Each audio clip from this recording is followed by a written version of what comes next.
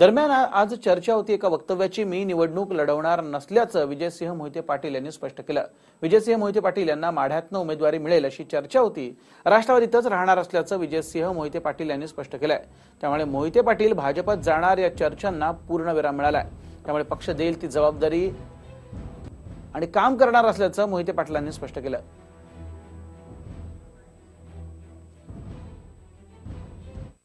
आम्ही जो पक्ष निधीच्या प्रमाणात काम करणार आहे उमेदवार असते आपण ठरवतो.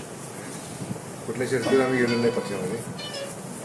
तर पाण्याच्या बाबतीत काय उभं राहणार पाणी आहे आणि तुमच्या सर्वस्थितीकरण म्हणून आम्ही केलेले त्याकरता म्हणून जो आधी पक्ष त्याप्रमाणे काम करणार. समजा तुम्हाला उमेदवारी दिली तर भाजप नाही होत मला नाही होत.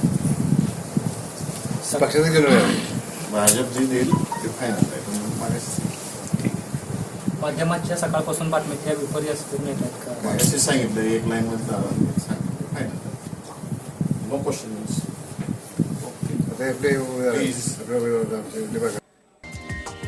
हा व्हिडिओ तुम्हाला आवडला असेल तर असे आणखी व्हिडिओ पाहण्यासाठी TV9चं YouTube चॅनल सबस्क्राईब करा, बेल बटण दाबा. ताज्या घडामोडींसाठी लॉग ऑन करा tv9marathi.com.